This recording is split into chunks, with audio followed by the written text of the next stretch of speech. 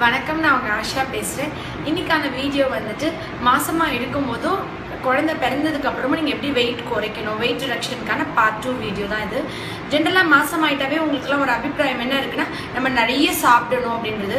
Quantity is not important. எப்பவுமே சொல்கிறது அளவு முக்கியம் இல்லை, குவாலிட்டி தான் ரொம்ப இம்பார்ட்டன்ட். மாசமாக இருக்கும்போது ஜென்ரலாக இருக்கிறத விட நீங்கள் வந்து 10லேருந்து 12 கிலோ வெயிட் ஏறுறது உண்மைதான்.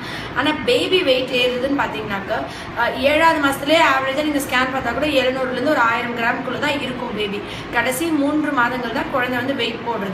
நீங்கள் வந்துட்டு ஃபஸ்ட்டு எடுத்ததுலேருந்து அந்த ஃபர்ஸ்ட் 3 months வந்து நிறைய பேருக்கு வாந்தி, ஒரு மயக்கம், ஒரு ஒமட்டல் அது இருக்கிறதுனால சாப்பிட முடியாது. ஒரு 1.5லேருந்து 2 கிலோ குறைவாங்க. அதுக்கப்புறம் வந்து சாப்பிடணுன்ற ஒரு இதில் வந்து நிறைய சாப்பிட்றது. எப்படி நீங்கள் பேலன்ஸ் பண்ணிக்கணும், என்ன மாதிரி உணவு நீங்கள் எடுத்துக்கணும்னு பார்த்தீங்கன்னாக்கா, நிறைய பச்சை காய்கறிகள், கீரை, வெஜிடபிள்ஸ் நிறையவும், ஃப்ரூட்ஸில் பார்த்தீங்கன்னா குழந்தை பிரெயின் டெவலப்மெண்ட்டுக்கு எப்பயுமே நான் சொல்கிறது மாதுளம்பழம், ஆப்பிள், அதுக்கப்புறம் சாத்துக்குடி, கமலா ஆரஞ்சு, கிவிலேருந்து, கிரேப்ஸ்லேருந்து, பப்பாளி பழத்துலேருந்து, சீத்தா பழத்துலேருந்து, சப்போட்டா பழம் வரைக்கும் சாப்பிட்லாம். நிறைய பேர் பப்பாளி பழம்னே அதிர்ச்சி ஆகிட்டாங்க. ஆக்சுவலி பப்பாளி காயை பாலோடு அரைச்ச அந்த காலத்தில் வந்துட்டு அபார்ஷன் பண்ணுறதுக்காண்டி சாப்பிடும்போது அது உஷ்ணத்தில், ஹீட்டில் வயிறு வலி வந்து அபார்ட் ஆகிருக்கலாம். அதே மாதிரி நிறைய பேர் வந்து வீட்டில் அபார்ஷன் பண்ணுறதுக்காண்டி சில முறைகளில் ஃபாலோ பண்ணியிருக்காங்க. ஆனால் பப்பாளி பழமாக நீங்கள் ப்ரெக்னென்சியில் சாப்பிட்றது நல்லது தான். தமிழ்நாட்டுக்குள்ளே மட்டும்தான் பப்பாளி சாப்பிடக்கூடாது. தமிழ்நாட்டை விட்டு வெளியே போனீங்கன்னா எல்லா ஊர்லேயும் எல்லா டாக்டர்ஸும் பப்பாளி நல்லது சாப்பிடுங்கன்னு சொல்லுவாங்க. ப்ரெக்னென்சியில் வந்துட்டு நீங்கள் முக்கியமாக ரொம்ப பார்க்க வேண்டிய ஒரு விஷயம் வந்து ஒயிட் சுகர். அதாவது நிறைய ஜூஸ் குடிக்கிறோன்னு சொல்லிட்டு எல்லா ஜூஸும் சுகர் ஆட் பண்ணுவீங்க. பழமாக சாப்பிடுங்க, ஜூஸாக குடிக்காதீங்க. பாதாம், பிஸ்தா, முந்திரிலேருந்து, சத்து மாவுலேருந்து நீங்கள் எல்லாமே நரிஷ்டாக பேபிக்கு எடுக்கலாம். இளநீர் குடிக்கலாம். எல்லா வெஜிடபிள்ஸ், எல்லா காய்கறிகள், எல்லா பழங்கள், வீட்டில் சமைச்ச சாப்பாடு. தயவு செஞ்சு ஜங்க் ஃபுட்ஸ், பாட்டில் ட்ரிங்க்ஸ், எந்த ஒரு பாட்டில் அடைக்கப்பட்ட எந்த ஒரு பழசாரோ இல்லை எந்த ஒரு சோடா சம்மந்தமானதோ நீங்கள் எடுக்கவே கூடாது ப்ரெக்னென்சியில். வத்தல், அப்பளம், வடகம், ஊறுகாய், கருவாடு கண்டிப்பாக எடுக்கக்கூடாது. உப்போட அளவு கூடும், கால் வீங்கும். அதே மாதிரி பிறக்கிற குழந்தைக்கு 5-6 மாதம் கிட்னி பிரச்சனையும் ஏதோ ஒன்று வரதுக்கு நிறைய வாய்ப்புகள் இருக்குது. ஸோ நீங்கள் வந்து இந்த மாதிரி உணவு முறை பழக்க வழக்கங்கள் டெலிவரி அந்த டே வரைக்குமே நீங்கள் அந்த 7th monthக்கு அப்புறம் உங்களுக்கு ஒரு வேளை வெயிட் ரொம்ப கூட இருக்க மாதிரி ஃபீல் பண்ணிங்க அப்படின்னா காலையில் நைட் வந்து கோதுமை, ரவை, சேமியா, கம்பு, கேழ்வரகு எடுத்துக்கலாம். நீங்கள் வந்துட்டு மூலம் இருக்குது, ரொம்ப தொந்தரவு இருக்குது, ப்ரெக்னென்சியில் ரொம்ப காமனாக எல்லாருக்குமே பைல்ஸ் ப்ராப்ளம் வரும். அந்த மாதிரி நிறைய தண்ணியும் கீரையும் வாழைப்பழமும் எடுத்துக்கோங்க. நீங்கள் ரொம்ப வந்துட்டு ஸ்பைஸியாக காரமாக ரொம்ப வந்து கான்ஸ்டிபேஷன், மலச்சிக்கல் இருந்ததுனா தான் உங்களுக்கு மூளை தொந்தரவு வரும். ப்ரெக்னென்சியில் மூலம் ரொம்ப காமன் பெண்களுக்கு. நீங்கள் நிறைய சமையலை கருணக்கிழங்கு அந்த மாதிரி சேர்த்திக்கலாம். நீங்கள் அந்த மாதிரி இருந்ததுன்னா உங்கள் பக்கத்தில் இருக்க டாக்டரை கன்சல்ட் பண்ணால் அழகாக இது மெடிசன்ஸில் க்யூர் பண்ணிடலாம். அடுத்து வந்து டெலிவரி முடிஞ்சதுக்கு அப்புறம் நீங்கள் பார்த்தீங்கன்னாக்க ரொம்ப முக்கியமாக நான் 2 விஷயம் தான் ஃபாலோ பண்ண சொல்வேன்.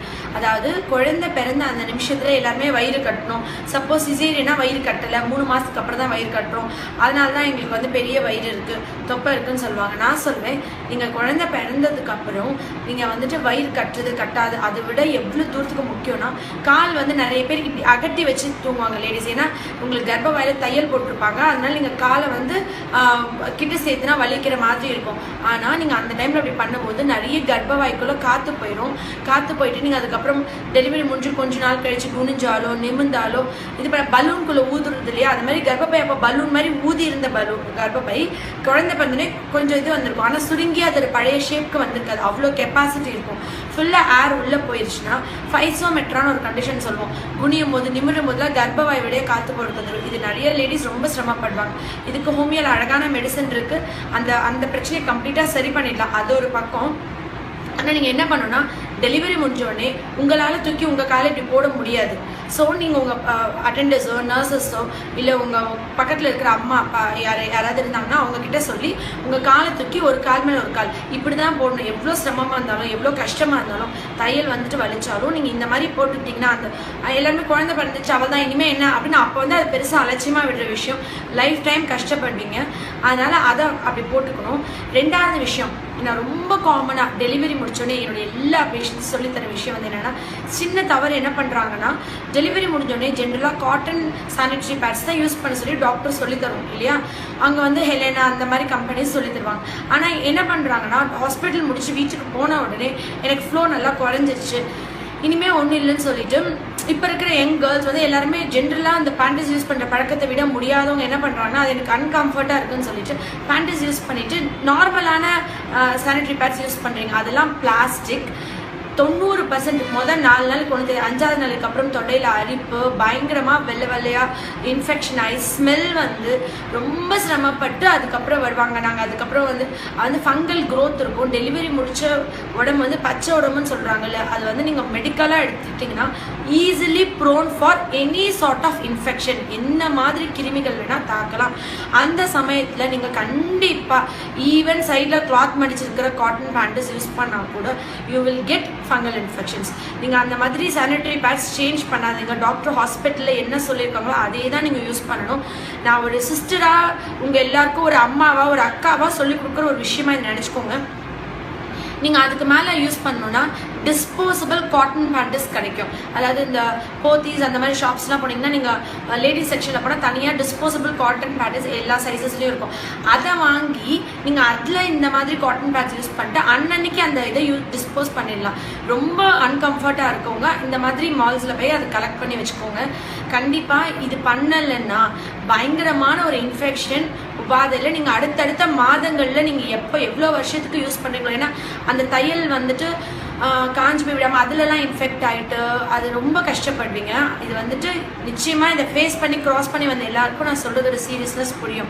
இது உங்களுக்கு இவ்வளோ நாள் யாரும் சொல்லி கொடுத்துருக்க மாட்டாங்க அப்படின்ற ஒரு கண்ணோட்டத்தில் தான் இது நிறைய பேர் நான் அதுக்கப்புறம் இன்ஃபெக்ஷனோடு என்கிட்ட வரதை பார்த்து தான் இது வந்து நீங்கள் ஹாஸ்பிட்டலில் இருக்க வரைக்கும் அவங்க பண்ணிடுறாங்க, வீட்டுக்கு போனோடனே நீங்கள் இந்த மிஸ்டேக்கை பண்ணிடுறீங்க. 2 மாதங்களுக்கு கண்டிப்பாக அண்டர்வியர்ஸ் யூஸ் பண்ணவே கூடாது பெண்கள். சரி, டெலிவரி முடிச்சதுக்கப்புறம் என்ன பண்ணலாம்? ஈஸியான மெத்தட் ஆஃப் வெயிட் ரிடக்ஷன். தாய்ப்பால் கொடுக்கும்போது ஆரோக்கியத்தோடு சாப்பிடணும் கண்டிப்பாக. ஆனால் நிறைய கார்போஹைட்ரேட் அரிசி பதார்த்தம் சோறாக சாப்பிட்டா பால் ஊறுன்னு கிடையாது. பால் ஊறுறதுக்கு நீங்கள் வந்துட்டு புரோட்டீன், அதாவது சத்து மாவு, அதுக்கப்புறம் வந்துட்டு வெள்ளைப்பூண்டு பால் ஒரு 10 வெள்ளைப்பூண்டு பல்ல போட்டு கொதிக்க வச்சு அந்த பாலை குடிக்கலாம். அல்சர், கேஸ்ட்ரைட்டிஸ், வயிறு புண்ணு உள்ளவங்க வெள்ளைப்பூண்டு ரொம்ப எடுத்திங்கன்னா உங்களுக்கு கண்டிப்பாக அல்சர் வந்துடும். அதே மாதிரி வெள்ளைப்பூண்டு நிறைய சாப்பிடும்போது உங்கள் வேர்வை வாடை இருக்கும். குழந்தைக்கு அந்த பால் வந்து வீசிச்சுன்னா குழந்தை குடிக்கவே கொடுக்காது, அது ரொம்ப சிரமமாக இருக்கும். ஸோ நீங்கள் அதுவும் பார்த்துக்கோங்க. ஆப்பிள், அதுக்கப்புறம் நண்டு, முருங்கைக்கீரை சாப்பிட்டுட்டு நீங்கள் தாய்ப்பால் கொடுத்தீங்கன்னா அந்த தாய்ப்பால் அமிர்தத்துக்கு சமம். அந்த குழந்தைங்களுக்கு இருதய சம்மந்தமான நோயோ கேன்சரோ நோய் எதிர்ப்பு சத்து அவ்வளோ கூட இருக்கும். எந்த நோய்களும் ஈஸியாக வராது. ஸோ வாரத்தில் 3லேருந்து 4 நாள் முருங்கைக்கீரை, பச்சை காய்கறிகள், பீன்ஸ்லேருந்து அவரைக்காய் எல்லா காயும் சாப்பிடுங்க. டெலிவரி முடிஞ்சோடனே சாதத்தோட அளவை குறைச்சிட்டு இது முருங்கைக்கீரை சாப்பிட்டீங்கன்னா, நண்டு சாப்பிட்டீங்கன்னா, மீன், பால் சுறா, திருக்க அந்த மீன்லாம் பால் நல்லா வரும். ஆனால் அது கருவாடா கிடைக்கும். கருவாடா வாங்காதீங்க. ஒரு வேளை அந்த மீன் கிடைக்கவே இல்லை, கருவாடை வாங்கி தண்ணிக்குள்ளே ஊற போட்டுட்டு கொதிக்கிற தண்ணிக்குள்ளே போட்டு அந்த உப்பை ஃபுல்லாக எடுத்துட்டு அதுக்கப்புறம் எடுத்து அதை சாப்பிடுங்க. உப்புள்ள ஐட்டம் சாப்பிடக்கூடாது. நீங்கள் வந்து இதெல்லாம் சாப்பிட்டவே பால் அப்படியே கெட்டியாக திக்காக வரும். குழந்தை ரசித்து சுவைச்சு நல்லா குடிக்கும். குழந்தைக்கு வயிறும் நிறைய வெயிட்டும் போடும். நீங்கள் இது பண்ணாமல் வெறும் சாதமாக சாப்பிட்டு கொடுத்தா பச்சை தண்ணி மாதிரி வரும். குழந்தைக்கு சத்து போஷாக்கே இருக்காது. நீங்கள் குழந்தை வந்து ஒரு தடவை யூரின் போயிட்டால் பசிச்சு அழுதுகிட்டே இருக்கும். நான் ஏற்கனவே குழந்தைக்கு பால் கொடுக்குறது எல்லாத்த பற்றியும் பழைய ஒரு வீடியோவில் நான் போட்டிருக்கேன். ஸோ நான் இதை பற்றி டீட்டெயிலாக இதில் பேச விரும்பல. நீங்கள் வந்து கார்போஹைட்ரேட்டை குறைச்சிட்டு நிறைய ப்ரோட்டீனும் பழங்கள், மாசமாக இருக்கும்போது என்னென்ன பழங்கள் சாப்பிட்டீங்களோ அதே பழங்கள் சாப்பிடணும். குழந்தை வந்து முகம் பார்க்க ஆரம்பிக்கவும் முடி கொட்டும்பாங்க. அது ஆக்சுவலி குழந்தை வந்து அந்த ஸ்டேஜில் நிறைய பால் எடுத்துக்கும், நம்மளோட சத்து குறையும். மாதமாக இருக்கும்போது நீங்கள் எப்படி அயன் கால்சியம் சப்ளிமெண்ட்ஸ் எடுத்துக்கிறீங்களோ அதே மாதிரி குழந்தை தாய்ப்பால் நிப்பாற்ற வரைக்கும் அயன் கால்சியம் சப்ளிமெண்ட்ஸ் நீங்கள் நிப்பாட்டக்கூடாது.